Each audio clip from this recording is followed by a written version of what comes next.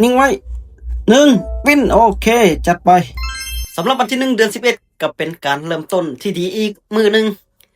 ที่ว่าจะเก็บ30เหรียญเป้าหมายแต่ละมือถ้าเทียบเป็นเงินกีบกับประมาณ700,000 ปลายอันนี้ก็ถือว่าเป็นแผนหนึ่งที่ว่าเราเดินมาในเดือน10นี่จนถึงเป้าหมายเนาะแต่ว่าเราจะบ่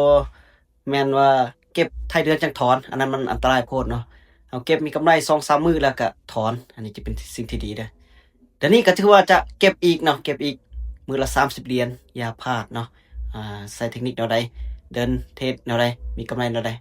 มาติดตามกันอีกเด้อสังเกตเบิ่งตลาดวันที่1นี่ก็ถือว่างามเนาะงามขึ้นก็ขึ้นงามลงก็ลงงามแบบนี้คือจะเก็บง่ายๆได้ละมาจะเริ่มต้นที่15เหรียญขายเนาะตามแนวโน้มของตลาดเลยขาขึ้นเขาก็ตามขาขึ้นขาลงเขาก็ตามขาลงเอาเทรดแบบง่ายๆซะเนาะเทรดแบบง่ายๆบ่ต้องเทรดแบบยุ่งยากถือว่ามันจะพลาดออเดอร์แรกเขาก็ต้องบริหารทุนขึ้นไปโดยจนถึง300นี่สามารถบริหารทุนได้ 5-6 ออเดอร์นะถ้าบ่พลาด5-6 ออเดอร์ก็มีกำไรถ้าลงมาแล้วเนาะยังขึ้นไปอีกหน่อยนึงเนาะลุ้นให้มันลงจังหวะนี้ลงมาได้บ่ลงซะเนาะในจังหวะมันเป็นเทรนขาลงหาก็เลยตามนะลงมาต่ออีกแล้วเอาได้นี่นะลงมาต่ออีกแล้วนะลงมายังหุดแห้งเดี๋ยวปานนี้มาต้องเพิ่มทุนขึ้นไปที่40เหรียญเลยป้าสังเกตถึงว่าลุดจุดที่เป็นแนวรับลงมาแล้วเนาะลุดจุดที่เป็นแนวรับลงมาแล้วเพราะฉะนั้นเอาได้ตามขายต่อตามเทรนอย่างเดียวจนกว่า MACD จะมีการตัดขึ้นไปเนาะ MACD จะมีการตัดขึ้นไปถ้า MACD ยังบ่ตัดขึ้นไปตามเทรนอย่างเดียวสุดเนาะเนื่องจากว่าเป็นตลาดนิ่งๆเนาะโดจิดีดแล้วก็นิ่งดีดแล้วก็นิ่งเนี่ยอันตรายอยู่ตลาดแบบนี้อย่างน้อยก็ต้องบ่พลาดเกิน3ออเดอร์ซะเนาะปาดนิ่งเลยจังหวะนี้หลุดลงมาแล้วเนาะแห่งขายก็ค่อนข้างว่าเท่หุ้นแห้งเสมอเขาแล้วนี่พลาดใส่วันที่1นี่คือเช็ดยากเนาะออเดอร์ที่2แล้วเนาะมาต้องบ่เกิน3ออเดอร์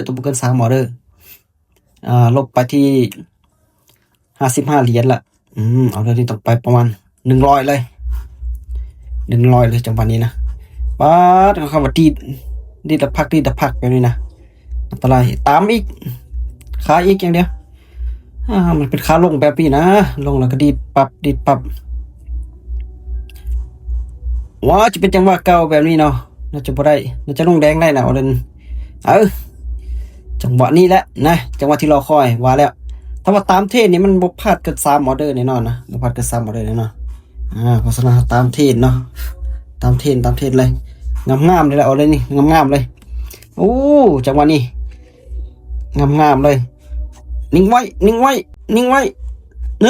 วินโอเคจัดไป